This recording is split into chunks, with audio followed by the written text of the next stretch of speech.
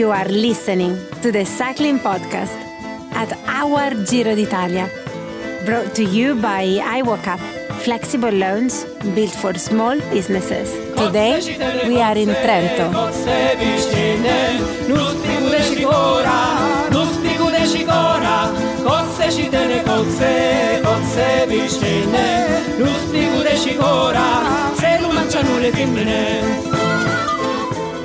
Where are we today, Lionel? We're in Trento, Richard. Second rest day of our Giro. The finish is in sight now, isn't it? In a week's time, well, at the end of the week, we'll be in Milan, virtual Milan. This is the furthest.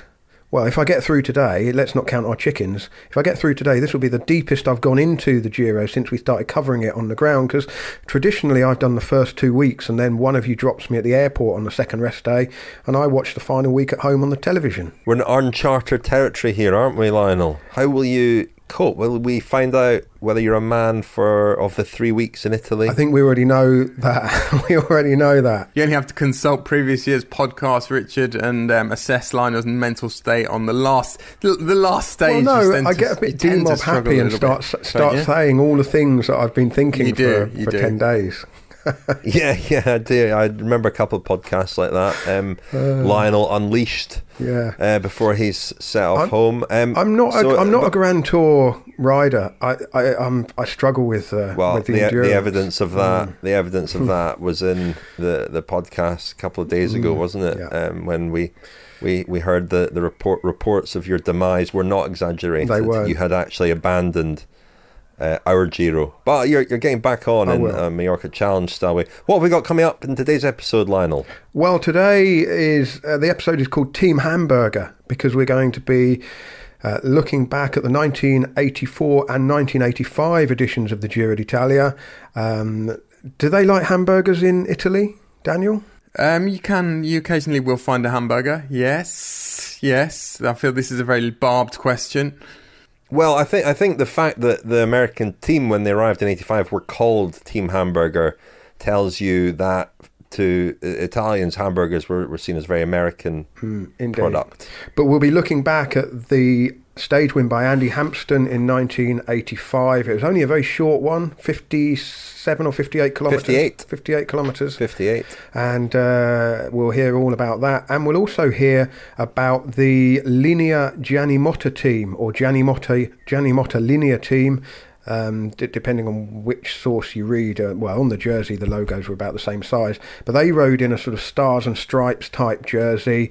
They were an American team and they had a female team manager, Robin Morton, and Orla Chennaoui spoke to Robin Morton for an episode of the cycling podcast Feminin, 18 months or so ago, about her experiences working on that Giro, and we'll play a little bit of that in the final part of today's podcast. So an American themed episode today, Richard. And part one of your interview with Andy Hampsten, part two will come tomorrow when we focus on the 1988 Giro that he actually won. Yeah, I was going to say it's an Andy Hampsten double. I suppose we've covered quite a lot of Australians at the Giro, Brits at the Giro, Italians at the Giro, and we're turning our attention to Americans at the Giro. But we're in Trento enjoying our rest day. What can you tell us about where we are, Daniel?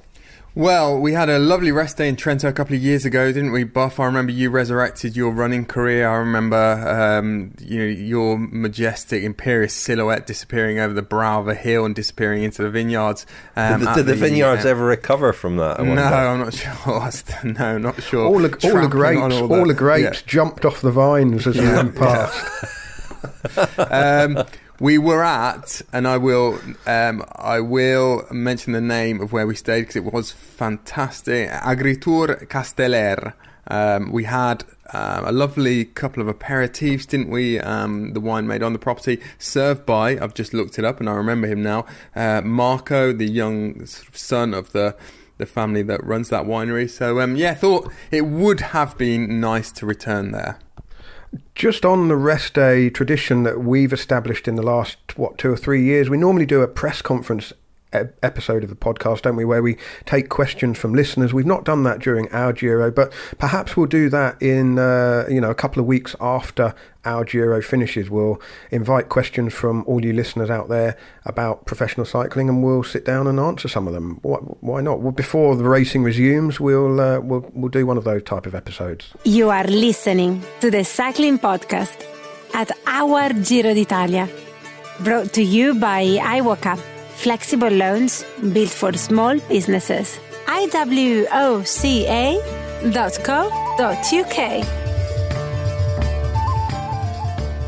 Thank you very much to our headline sponsor, iWalkup, for their support. We've been talking the last few days about the Sibyls. iWalkup have been accredited by the British Business Bank to be part of the Sibyls loan scheme for small businesses. I was looking at the iWalkup COVID hub on their website. Actually, there's lots of interesting stuff on there, including an article, Running a Business Post-Lockdown, Tips from Countries Emerging from Isolation. And there's a little story there about a new e-commerce initiative in Italy called Dia, which is a word we hear a lot at the Giro, isn't it? As riders are encouraged not to dia, but to go, to what's the, kind of come on, isn't it, Daniel? Yes. You do hear it a lot, yeah. Yeah, Dia is an e-commerce platform set up by small business owners in Rome. It's a kind of set up to rival some of the bigger e-commerce platforms, but it's small independent traders, and it's apparently one good example of a solution to for countries coming out of lockdown and starting to function as businesses again. So go to iwoca.co.uk to see what they have there if you run a small business. What a relief that is, Rich, because I thought when they were shouting Dia at me, they were commenting on my cycling technique. Amarcord, I remember...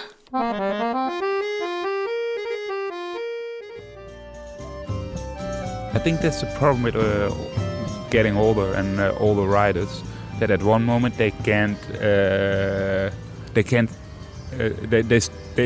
stop to want the suffering. They don't want to suffering anymore.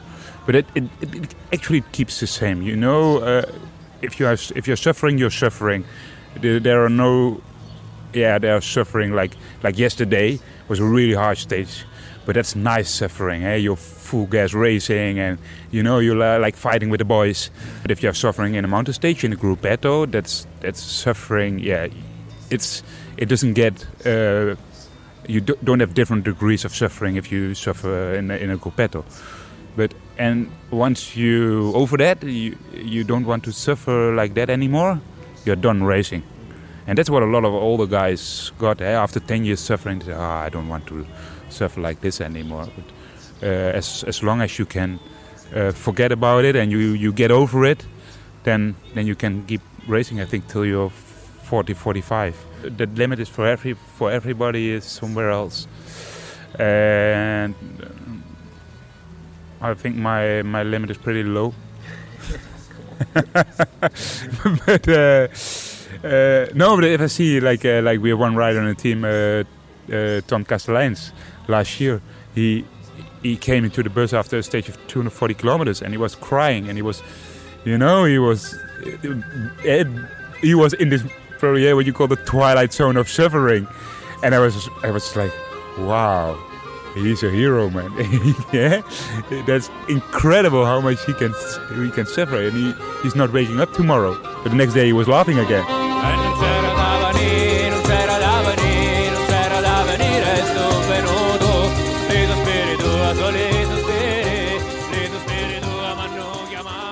Well, chaps, we've mentioned hamburgers already, and we're going to mention them more in this episode. But Bram Tankink, that was, of course, the rider who used to speak to cows, or was convinced that the cows at the side of the road at bike races were, was it reincarnated cyclists or reincarnated fans? No, reincarnated cyclists. He was quite convinced. Yeah, reincarnated cyclists. Yeah, yes. Yeah.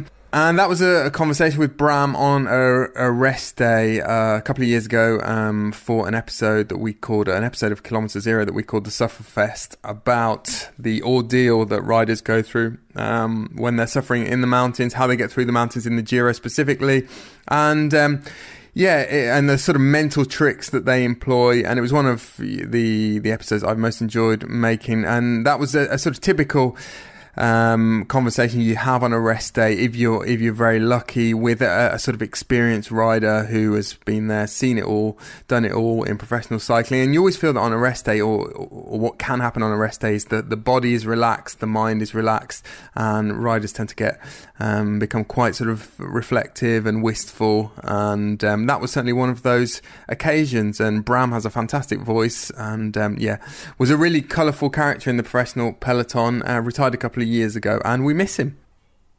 While we're talking about rest day traditions, another rest day tradition is waiting for Daniel. I remember you flying in from somewhere on a rest day, Daniel, and you came through and realised you'd left, I think, your passport in the pocket. What had you left? Your passport or your wallet? I think your wallet you'd left on the plane, and you had to go all the way back through and then go and collect your wallet from the plane before it took off and flew back to wherever it had come from. Do you not remember that? No, I don't remember that. And I stood and waited, and then I'd forgot. I hadn't then paid any more money on the car park tickets. It's a long time since I flew in on a rest day. I'm just trying to think when it would have been. It would have been about 4 or 5 years ago, I think. It would have been after the Israel start, perhaps, because I think that clashed with Tour de Yorkshire. Is that correct? It wouldn't have been there because I was already in Sicily. Maybe the year before, 2016 in Tuscany. Boof. Yeah. Yeah, I remember that day, though, the day, the Bram Tankink day, I don't know if it was your interview with him that caused you to be very late picking me up at Bergamo Airport. I was covering the Giro d'Italia. Very late. And I just remember you arriving in the Maserati and opening the doors and just loads of stuff falling out and having, headphones and everything. Then we drove up into the hills, didn't we, to the, what was then the Cannondale Team Hotel. No, I chauffeured you into the hills. You demanded that I take you to a team hotel, which I dutifully did. Yeah, and we sat down with Mike Woods. You sat down with Mike Woods, and I waited in the car. like a teenager with a bottle of what's that drink you like? Rivella? Like a chauffeur. Anyway, can we get on to the episode, please? I don't like the way this is going today. Well, let's ease off. There are all kinds of links. There are all kinds of links. So you mentioned Hamburgers, and that was essentially an American team by then. And we're talking about, mainly about one of the American pioneers, I suppose. Greg LeMond gets all the attention as a 3-time Tour de France winner, but the other American who really shone in the 1980s, especially on the climbs, was Andy Hampsten. And, there's an argument that Andy Hampsten is the great kind of forgotten champion of American cycling, really. He's still the only American ever to win the Giro d'Italia, which he did in 1988, in pretty extraordinary circumstances, and we'll hear all about that story tomorrow. But today we're focusing on the 85 race, where he won a stage in the final week. An unusual stage, as you say, Lionel. It was a very short stage. But just briefly on Andy Hampsten, he was always very boyish and fresh-faced. He still is boyish and fresh-faced in his late 50s. But Andy Hampsten grew up in North Dakota. His parents were English teachers at the university there, and now are from Fargo. But they were very outdoorsy, and he became a cyclist. He spent a summer at the age of 15 in Cambridgeshire, where he rode some time trials. And then as a professional, he established himself as one of the great climbers. He won at Alpe d'Huez in the Tour de France in 1992. He won the Tour of Switzerland twice, the Tour de Romandie once. 4 times he was top 10 at the Tour de France, 4 times top 10 at the Giro, never rode the Vuelta. We'll hear from Hampsten about the circumstances leading up to the 1985 Giro, the fact that he joined the 7-Eleven team mid-season in order to ride it, and he rode it on the rally of his old team, Levi Rally, with his teammates all on Murray bikes. These days, Hampsten spends part of the year in Italy, in Tuscany, where he runs bike tours. But his experiences of Italy actually predated that 1985 Giro, as he told me when we spoke recently.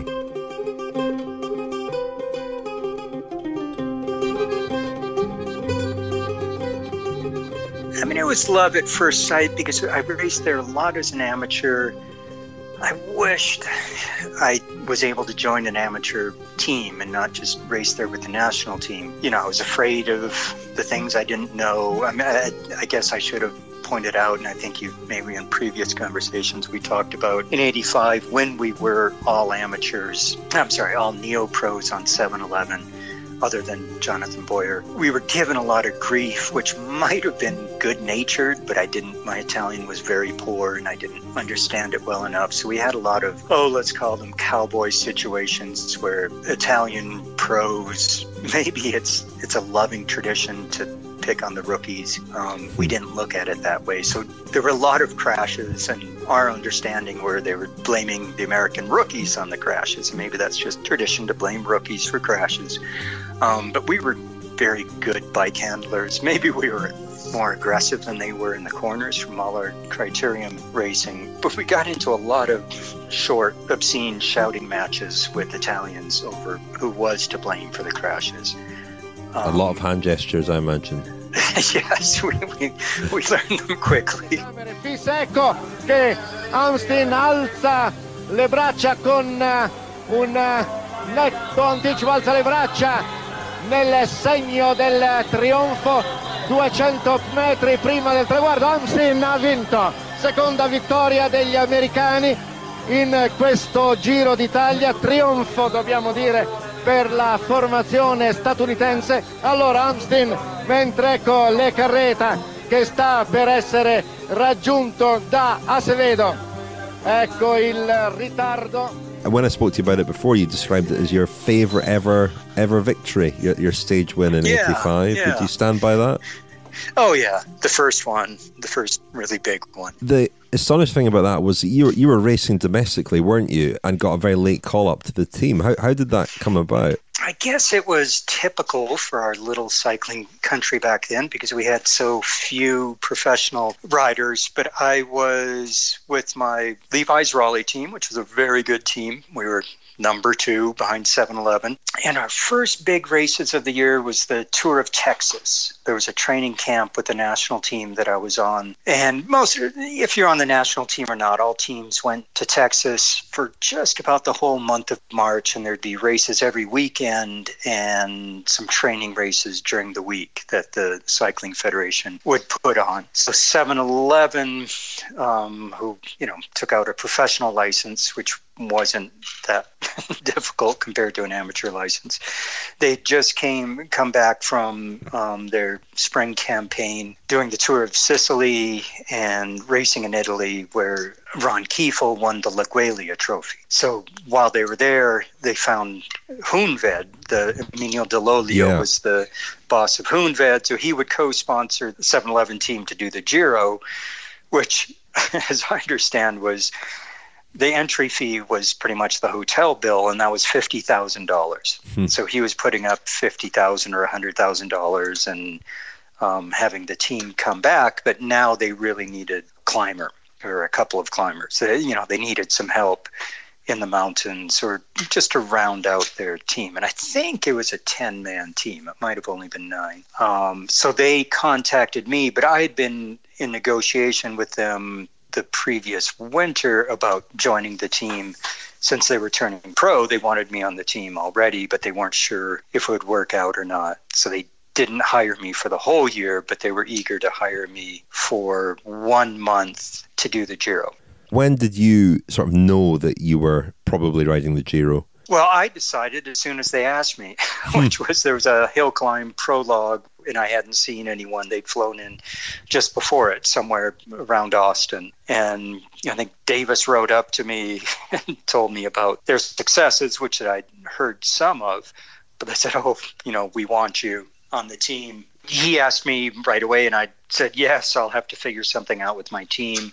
But my manager, Michael Fatko, was very accommodating. He wanted to take the whole team, his team pro also, but he knew there was enough flexibility with our amateur and professional federations to let anyone turn pro for a short time or ride for a different team for a short period. And that was good diplomacy worked out with the international, with the UCI, just because I guess we were classified as a developing cycling country, and we had more flexibility with our rules. So how did you prepare for the Giro? I mean, how did you manage to train for it? I trained a lot, and I did an interesting race. I did the Tour of Baja, Mexico, for Fred Mengoni's Grupo Sportivo Mengoni. I don't know if you're familiar with Fred Mengoni, but he bought the Professional Cycling Federation. He was an Italian immigrant from New York,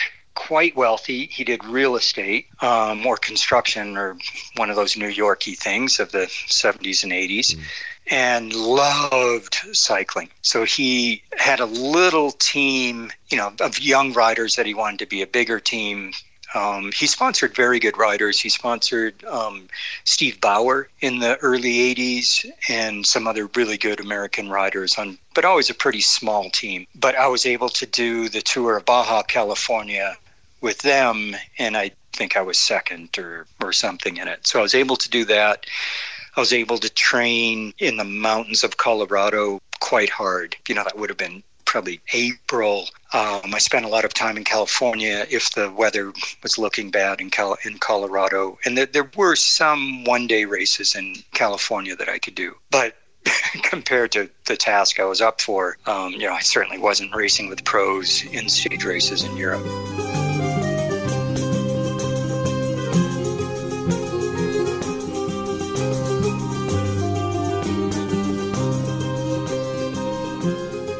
I've spoken to you and others about the sort of reception that you got at the Giro, the American Team Hamburger.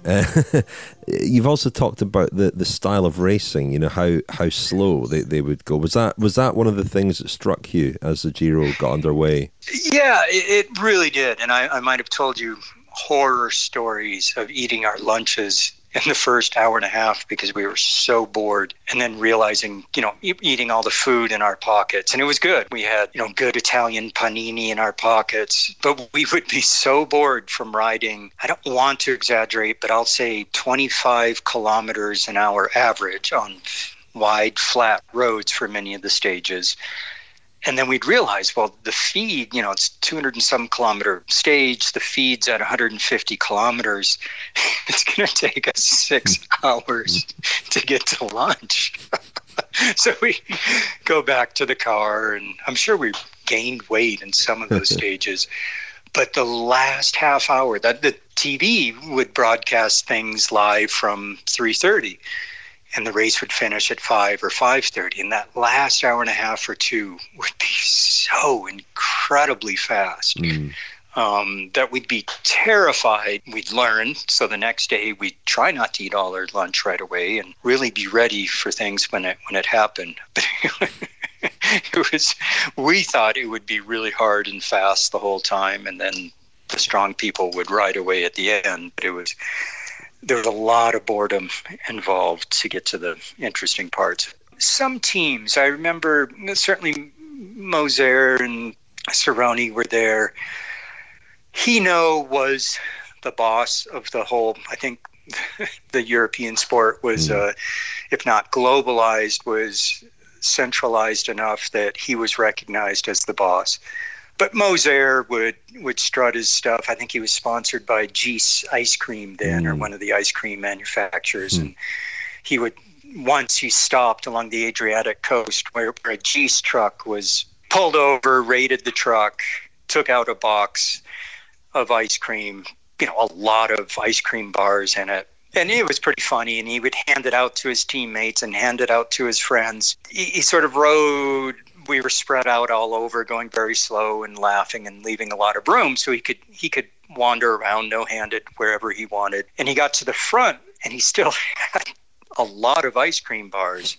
And he looked around and didn't see any friends, and he just chucked the whole box into the ditch instead of giving it to unworthy people like myself or Bob Roll or anyone who was asking him for one. And what was the reception like for you guys? I mean, you did well. I mean, before your stage, when Ron Kiefel won a stage, didn't he? But what were the early days like in terms of the reception? They were good. We knew, it started in the north, in Verona. We actually did a pretty big loop into the Dolomites. I think the fifth stage was 200 and some stage. I mean, I guess you could check this in the first week. Maybe it would be the first weekend. It was atypical. We did Selva Val Gardenia as the first mountaintop finish on a dreadfully wet, cold, long day was I remember as my initiation to pro racing, and I really blew in the last climb and didn't do nearly as well as I was hoping to. But racing in the north, I was pretty familiar with it, and so were a lot of my teammates, because as amateurs, we'd raced a lot. There was a pensione called Badagusto that the American amateur national team would spend a lot of time in. And we would do the Settimana Bergamasca every year, and the fans there really knew who we were. So it wasn't that we were in a very completely novel surrounding. We didn't have a lot of fans cheering for us, but Davis Finney was fourth or fifth in the first sprint stage. We didn't feel that we were completely over our heads at the beginning because of that result. And you found as you went into the 3-week race that you got stronger, or that you were recovering well and starting to find your climbing legs. What was that like to experience, not sort of going into the unknown and finding that your body was responding pretty well? Yeah, it took me a long time, Richard, to get to that point. Or maybe more accurately, it took everyone else the same amount of time to slow down, because I on that first mountain stage, I did quite poorly. I was with the first group. I mean, we must have been 40 people in the main group when we hit the last climb. And I'm sure I ended up 40th or 60th, or, I really didn't go the direction I wanted to in it. So my morale was quite low, and I was questioning my abilities as the race went south along the Adriatic coast. There were some hard days where I could just sit in. We hit quite a few mountains in Calabria, and the weather was warm. I felt like I was thawing out and able to, be more comfortable sitting in pretty good groups, the lead group in the warm weather. And Mike Neal, the coach, was talking me up as he would, saying, you're doing well, you recuperate well. But I didn't feel that way because I had such in a 7-hour stage, I came apart in the last hour. But we came up through Tuscany and then crossed the Apennines from the town of Cecina, which is 30 kilometers away from where I live now, part of the year in Tuscany, and went over, where was it? Somewhere near Modena. We crossed over towards Bologna, over a long stage, over hard mountains, and early in the day, maybe in the first or second hour, a group of about 15 or 20 got away, and it had a couple of Vie Claire riders in it to police things. But there were enough, it got so much time so quickly because they were riding well together that Vie Claire had to chase from the back over the Apennines, over the pretty big, not famous, harsh climbs, but pretty hard climbs. And I was able to ride in that group. And towards the end of it, realized, since we were a group of 15 people chasing 10 or 15 stragglers from the breakaway up the road, that I was really going to move up in general classification. And I was able to pull in the group. And that might have been, 2 weeks into the race. So I was recuperating well. And after that point, I was really encouraged and started being a bit more strategic instead of just trying to get into whatever move I could. I was thinking more of moving up in general classification because I wanted to be in the top 20, and also trying to save some energy to win a stage.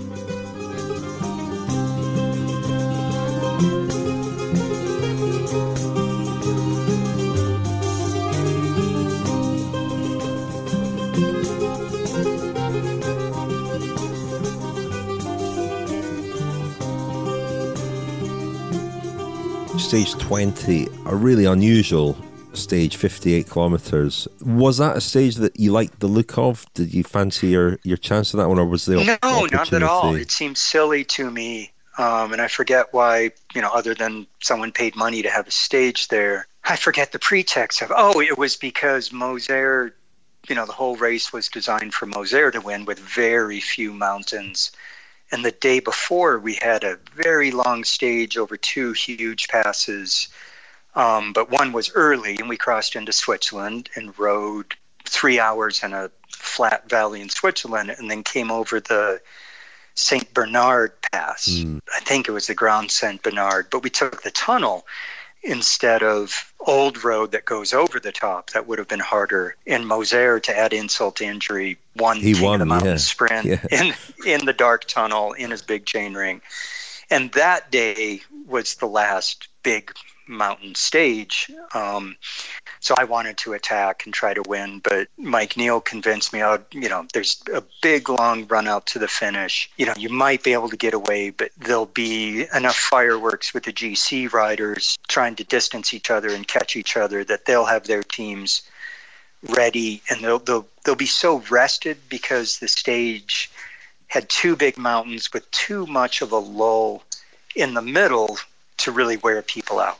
So we said, no, put all your eggs into the next day's basket. The short stage, it didn't, as a climber, I liked people to get very, very tired, and then I liked to attack when I thought they were completely done. And I didn't see that happening, but I went, I saved my energy for that day and was able to go for a morning ride on the course. And I didn't really like the climb because, similarly to my tactics, it didn't get harder and harder as the day went on. It was the hardest at the beginning, had a bit of a downhill in it, and then it was a fairly gradual climb with even big ring climbing as we got closer to the finish. But driving back down in the car to get back to lunch, to get ready for the stage, Mike convinced me, you just, everyone knows you're in good form. You didn't do anything yesterday. You held back. You need to, surprise everyone and attack early. And he picked a curve, which happened to be right where we were talking, which is about 1 kilometer outside of the town of St. Vincent, for me to attack in, because it was the steepest part of the road. And he said, someone would probably attack earlier.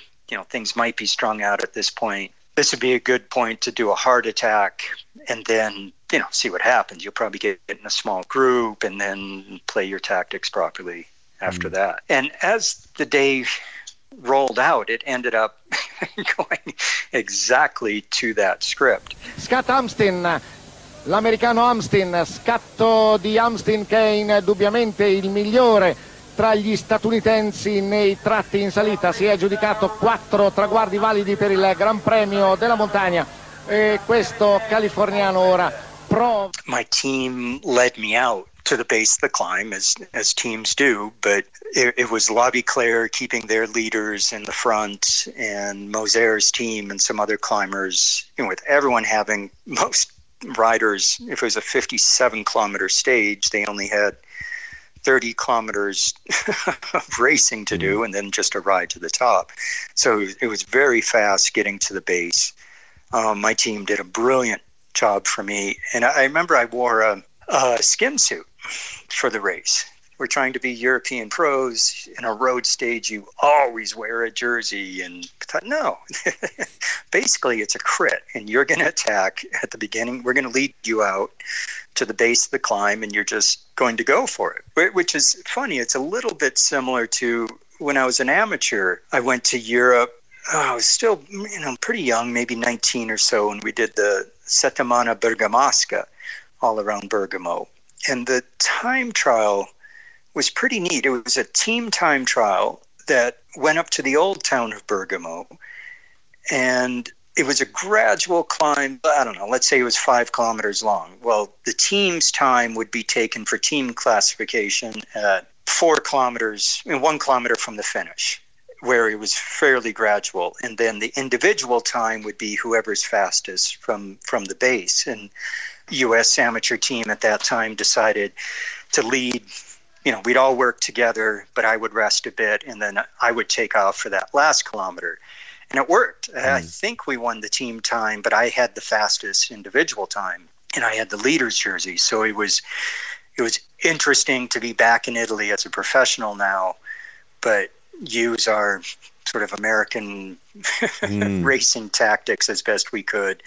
So I certainly agreed with the one piece, and I remember being teased at the starting line by other pros. You know, I'd been riding well before that, so people knew I would be trying to win the stage. It was fun to go through with it with our own style and, you know, wear the one piece. And I attacked right when I wanted to, and it worked out well because Roberto Pagnin did an attack coming out of St. Vincent and got caught exactly at the curve, the big wide curve I was doing. And Bob Roll was still strong enough to lead me out. He was keeping me, you know, as the rubber band stretched going after Roberto Pagnin. He kept me in the top 10, and it bunched up exactly when Pagnin was coming back, and Bob was screaming for me, you know, "Where are you, Andy?" It's I'm right on your wheel. And it was 10 or so people across the front of the road, and he moved over a little bit, and I squirted between him and the next rider at exactly the moment I wanted to attack, and I had the legs and lungs to get a good gap right away. It was definitely my last chance. You know, I held back against my instincts, waiting for it. I look at it as my favorite victory ever because there were enough moments. You know, I got a good gap. I could see La Jarreta, who always won a stage in the Giro in that time period, trying to get across to me in the first couple of kilometers after my attack, and he couldn't. There was a downhill that I was worried about the group working together with, and after that, the road took a turn, so I could look across to what was happening behind me fairly easily, and I saw it was unorganized, but I had the classic psychological battle in my brain over one voice saying, "Go for it, you got him," and the other voice saying, "You can't do this. They're all pros. You know, you're not good enough." Yes, and I had 20 kilometers to deal with those voices and was able to open things up all the way to the finish. So to me, it was extraordinarily rewarding to be able to cross the finish line first as an unknown, but for me to put all those voices to rest. You mentioned Mike Neal there, and an important figure, wasn't he? Yeah, he was fantastic. He knew the European system, the tricks and the dealings that needed to be done, but he also knew just how to deal with the racers, and he was a horse trainer, and I think that's how he looked at us. We were just a lot of skittish thoroughbreds that he needed to deal with.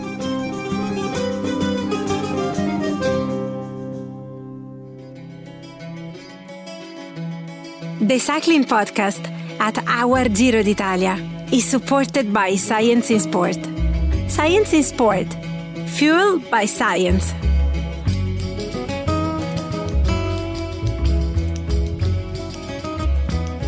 Thank you very much to Science and Sport for their generous support of the Cycling Podcast.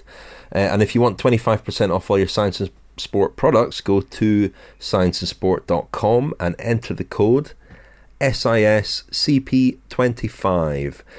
Now, we heard before the break there from Andy Hampsten talking about the 85 Giro, and we'll hear a lot more from him in tomorrow's episode talking about the 1988 Giro. But, well, you probably remember, Lionel, the glory days of Andy Hampsten as vividly as I do. Yeah, he was one of my favourite riders as a kid watching the Tour de France and the 1988 Giro. I mean, again, just to show how different the media coverage of cycling was in Britain back in those days. I remember buying a copy of Winning Bicycle Racing magazine, which had a report of Hampsten's 1988 Giro victory in the magazine, and on the cover in about sort of mid to late August, probably, so many months after. I'd read about it in Cycling Weekly, but to see it, sort of a lot of colour photographs and a different account and an interview with Hampsten so many months after, it was, life happened in slow motion in those days. I'm not sure how we'd all cope if it was like that today. But the intriguing thing about that 1985 story was, it just makes me think, there's no new ideas under the sun, because again, following the tour, that I knew the story of Stephen Roach wearing a skin suit in the 1985 tour when they had a short stage which went straight up the Obisque, and Roach won the stage and was kind of mocked a little bit for wearing a skin suit in a stage race. And then in 2008, I was at the National Championships in Britain when Rob Hales was riding, and I saw him at the start, and he was wearing a skin suit made for him. He was riding for the Halfords Bike Hut team at the time, and I kind of took the mickey a bit and said, well, why are you wearing a skin suit? And he just said quite pointedly, well, it's a time trial, innit? And he attacked on his own and soloed to the finish and won the national title that year. And then that led to Nicole Cook wearing a skin suit in the Olympic Games road race in Beijing later on that summer. And then when you trace all that back, Andy Hampsten did it in 1985. I'm half expecting Daniel to chip in here and say that actually Fausto Coppi wore a skin suit in 51 made of wool or knitted skin suit. But it's just a nice, charming story, that, really. And as you say, Rich, that little video clip that's on YouTube, it's from the original Rai TV coverage, and we'll put a link in the show notes so people can just see how explosive that attack was. I mean, he came from deep, and he made everybody look like they were standing still. And that's kind of what I remember of the style of racing back then. It wasn't quite the same sort of consistently high pace on mountain stages, was it? There was much more, thrust and counter thrust, and a bit more of tactical stuff at play, wasn't there? And so you did see these kind of extraordinary attacks. No power meters. That's how people rode in the mountains. But what's quite interesting or striking listening to that, and we'll hear more of this in tomorrow's episode, is Mike Neal as being the architect of that. And he was a really important figure in that 7-Eleven team, and a fascinating character worth us returning to, I think, in the future. Chute à l'arrière du peloton, cycling podcast team car at the back of the pack, please. That's Seb Piquet interrupting our Giro coverage to remind me to tell you that this episode is sponsored by The Economist. And as a listener to the cycling podcast, you can get 12 issues of The Economist for just £12. Now, The Economist is a smart guide to the forces impacting your world, and, well, the world feels like it's been turned on its head in the last few months, doesn't it? The Economist covers more than just economics and finance, covers everything from world politics and business to science, technology, the arts, the environment, and even sport. It's been a trusted source of intelligence for over 170 years, slightly longer than you've been a trusted source of intelligence, Richard, but you've been reading The Economist. What's caught your eye? I don't think I've been a trusted source of intelligence for any length of time, Lionel, but let's see what we can do about that. It was the headline was COVID-19 might not change cities as much as previous pandemics. Now, a lot of talk at the moment about how cities might become more cycling friendly. Milan is one, London is another one, Paris is another one. Lots of ambitious plans to turn over large areas of the cities to bikes. But on the one hand, depressing article if we want transformed cities, but on the other hand, positive if we want to, get back to some normality, maybe quicker than some of us expect. This article says that past experience suggests that the pandemic will have only a short-lived impact, briefer than some people now hope, that in the context of transforming cities. As the article says, some people, I think we'd probably include ourselves, hope that it will transform cities. Cycling advocates point to roads that have been closed to cars and argue that they should stay that way. Joel Kotkin, an urbanist at Chapman University in California, believes the coronavirus will speed the end of the megacity era. And the Economist article suggests, and it goes back through history of plagues, cholera, tuberculosis, and their effects on cities over the years and over the centuries. A lot of those previous pandemics forced change because people believed they would return or never leave. By contrast, many people hope that coronavirus will be defeated fairly quickly. In the first country it attacked, some urban adaptations have already been undone. In China, many apartment blocks acquired shelves where delivery drivers could leave food and other goods. Almost as soon as the lockdowns lifted, they were taken down. So if we're wanting radical transformation of our cities and for cities to be redesigned for bikes, perhaps we shouldn't be too optimistic. Well, that's one of the things about The Economist's coverage of many subjects I've found. They do give it to you straight, the good and the bad, and sometimes you end up reading things that, they don't necessarily chime with your worldview in a way. No, absolutely. What I took from it was actually it'll take more than coronavirus. It'll take a real political will and, kind of public demand for change to happen rather than just coronavirus on its own. Interesting. Well, if anyone out there wants to get 12 print issues of The Economist delivered to their door for £12, plus The Economist's fantastic digital offering, including full access to economist.com, then all you need to do is text the code CP12, that's CP12 to 78070. That's CP and the number 12 to 78070. And if you miss that, we'll put that code in our show notes. When we think about Americans at the Giro, we tend to talk about the 85 Giro and that first appearance for 7-Eleven. But in fact, the previous year, as you mentioned earlier, Lionel, there was quite a American influence through a team managed by a female, Robin Morton, and that's quite a story around that team. The team was sponsored by Gianni Motta, who was also the DS in effect, and Robin Morton was the manager, but that was a Giro that was dominated by Francesco Moser, wasn't it? And in the midst of that, of what at the time was a very Italian affair, there was this American woman driving a team car and being part of the entourage, which at the time was pretty controversial. Yeah, well, as we'll hear, they basically, the other team directors had a vote to decide whether or not Robin Morton should be allowed to travel in the team car and be part of the team's management. It's a fascinating story, and Orla spoke to her a couple of years ago, and we'll play a little bit of that interview. But they were a small team, weren't they? They were the minnows in the Giro, but they were supported by Gianni Motta, 1966 Giro champion, who was basically the sports director sportif, and they were a predominantly American team. 1, 2, 3, 4, 5, 6, 7 of them finished the Giro, although it was a struggle for some of them. Greg Saunders finished last overall. Tom Rutledge was a couple of places ahead, and Rudy Weber was a few places ahead of that. So they were in the gruppetto every day. John Eustace, of course, was part of ESPN and ABC's cycling coverage on TV, covering the Tour de France for a number of years, a long time, in fact, the sort of early 90s through to about the mid-2000s. They had their great jersey, the Stars and Stripes that I talked about earlier, and early in the race, Karl Maxson almost took the pink jersey, or he's certainly the virtual race leader.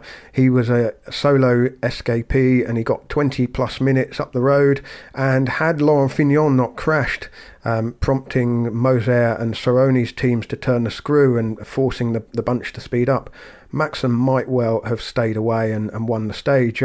If you want to read more about not just this Giro, but lots of editions of the Giro d'Italia, it's worth checking out a website, bikeraceinfo.com, run by Bill and Carol McGann. Has detailed reports of most of the races taken from their books, The Story of the Giro d'Italia, which is available in print and online, and a really interesting detail in a lot of the accounts of, they're year-by-year accounts of the Giro. But quite an amazing story. I mean, it's surely not going to be long before a men's World Tour team has a woman at the helm. It will happen at some point, surely. But when? Well, I don't know.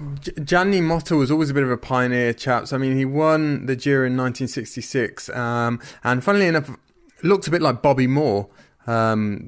Unusual looking Italian. I don't like where this is heading. I don't like reminding Lionel that England won the World Cup in 1966, when just a few weeks after Gianni Motta won the Giro. But both sort of golden boys, blonde, curly hair, good looking chaps. And Gianni Motta was certainly the golden boy of Italian cycling at that time. I think he was 23 when he won that Giro, so he was young, had the world at his feet. But a strange thing happened the following spring at the Giro. So he was really struggling, and there was a doctor called Gianni Aldo De Donato, who was a mysterious character. Well, he was a surgeon and biochemist, and he also was a general practitioner.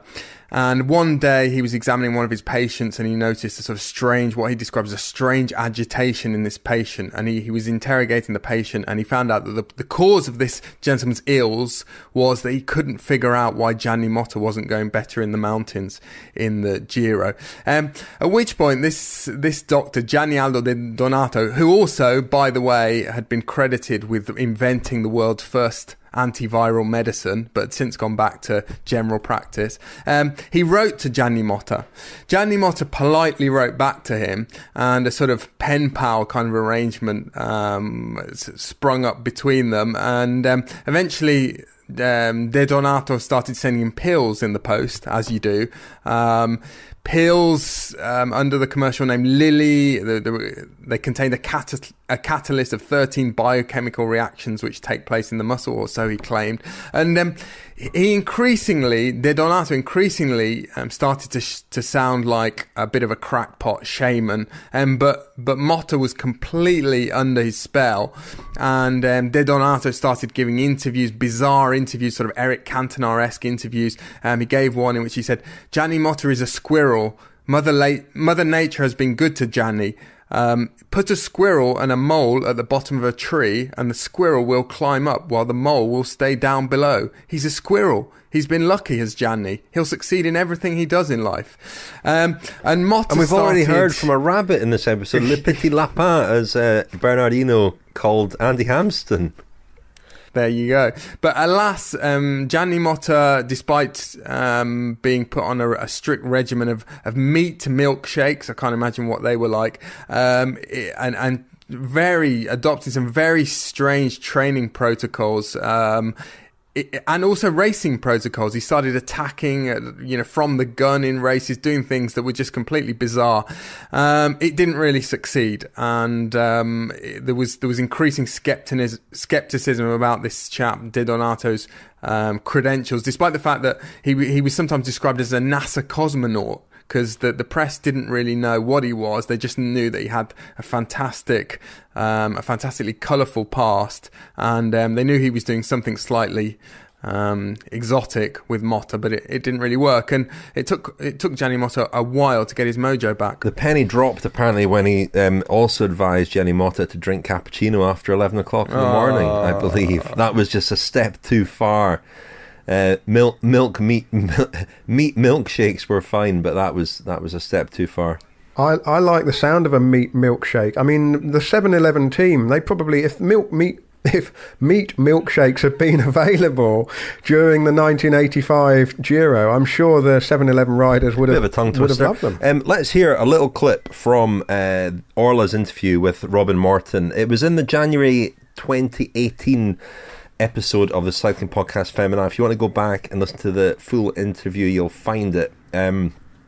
It's there, and it's fascinating because she is a really interesting character. So here's a little bit from that interview now. I really went into it having no prior experience managing a team, especially a men's team. I didn't come at it from a lot of other directors where they were previously athletes or had been involved in the sport, maybe even in some coaching capacity. So for me, it was just a little bit kind of going into it not with my eyes wide open, the other way around. And I wasn't totally prepared for some of the things that would happen both financially and, in different ways. I mean, it was a great experience. It was a learning experience, and I wouldn't change it for anything, but definitely I was not prepared. I went from organizing this team in the U.S. and doing domestic racing to going to Italy and racing the Giro.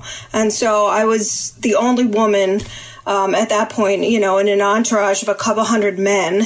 They didn't even have women soigneurs yet. 7-Eleven was the first one to have that, and they hadn't even kind of embarked on their European campaign. So when I got to Italy and, found myself in my late 20s in the middle of this sea of masculinity, they actually, we got there and the directors had to vote as to whether or not I was even allowed to be in the caravan. I don't know what I would have done if they said no. I wasn't prepared to go home, but they actually had to take a vote in the managers' meeting as to whether or not I could even be there. I don't even know if it was a UCI regulation, but I think it was something that they had never experienced before. And I cannot actually recall. I don't know if it was the president of the jury of the UCI, if it was Vincenzo Turiani, who at that point was the director of the Giro. But yeah, they had to take a vote, like actually raise your hand, yes or no, can she be here? If I recall, I think it was unanimous. Gianni Motta probably paid everyone off. No, I'm kidding. But because it was a great PR vehicle for him and for the team to have me there. And then we celebrated with a glass of champagne, so it was very Italian. What was it like being the only woman at the Giro d'Italia? I've covered it myself a few times, and even now, let's say there are a few cultural differences in Italy whereby, well, by some standards it would appear a little bit sexist, but I put a lot of that down to culture, and that's today. Back in the early 80s, it must have been another level. Well, I will say that, they were, the writers and the directors were pretty respectful. At the same time, I was a young woman and it was a whole different experience for them. And it was very old world. I mean, they would not let me sit or eat with the riders. They made me sit at a separate table with the support personnel, and I didn't really speak Italian. So for me, that was just like, well, okay, I'm in the car all day. I'm not speaking English. I have to sit here, and the riders wanted me there. So we kind of breached protocol, and that was a big deal because I would eat dinner with the riders at night versus the team personnel and so forth. And, that was kind of scandalous. But yeah, it was a different experience. I can remember at one point, in the morning before the stage start, Rancilio,